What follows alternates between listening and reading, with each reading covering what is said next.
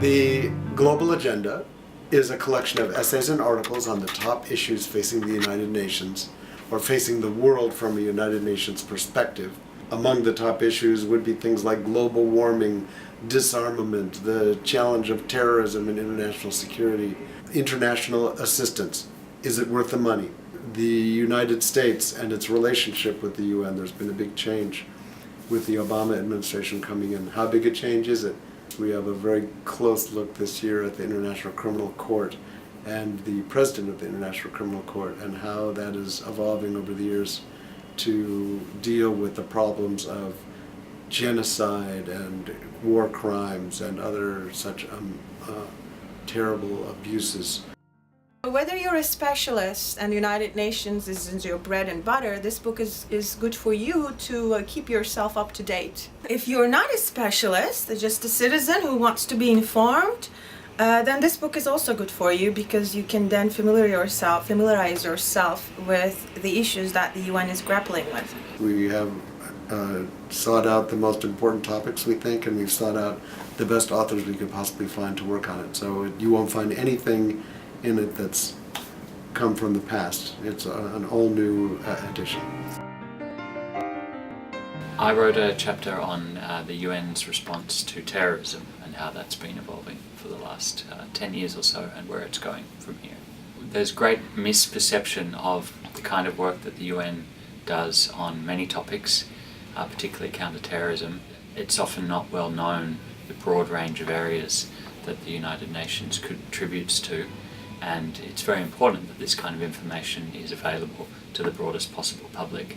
This is sometimes quite a complex area, but ultimately the UN is a complex institution. It's both a set of intergovernmental bodies that have a lot of political discussion leading to the creation of norms, but then it's also, of course, a set of agencies that provide services to states, services to communities. And sometimes it's not easy to find your way through all those different UN acronyms. Hopefully this chapter will help people understand the broad range of contributions the UN is making in this area.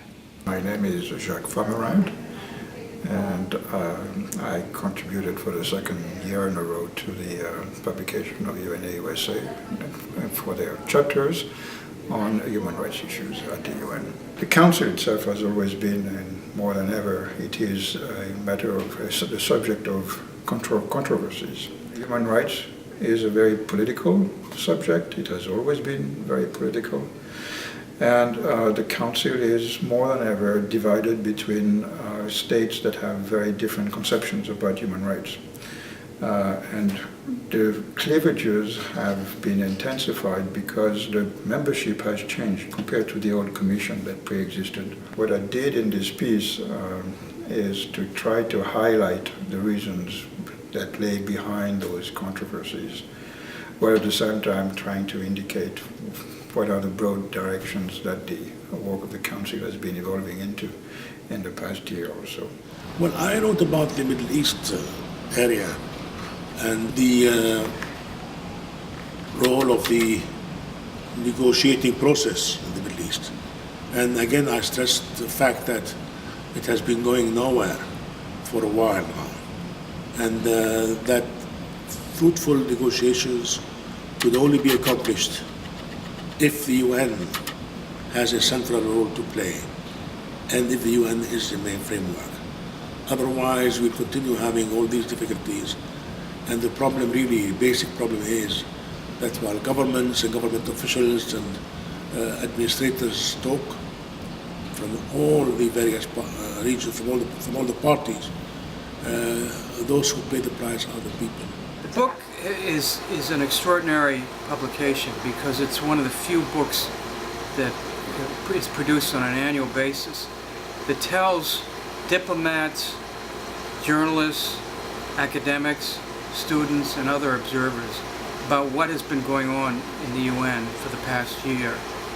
And almost everybody who has anything to do with the UN, at some point or another, will go to that book for a reference point or for a way of getting updated on what the latest issues and trends are. So in that sense, it's an invaluable policy guide for anybody who is involved, engaged, or otherwise interested in the UN. Unlike almost every other book you will ever see about the United Nations, there is no UN slang. There are almost no acronyms like UNICEF, UNESCO, UNDP, UNIFEM, whatever. There's none of these initials. Everything in there is defined in plain English. We use very understandable language.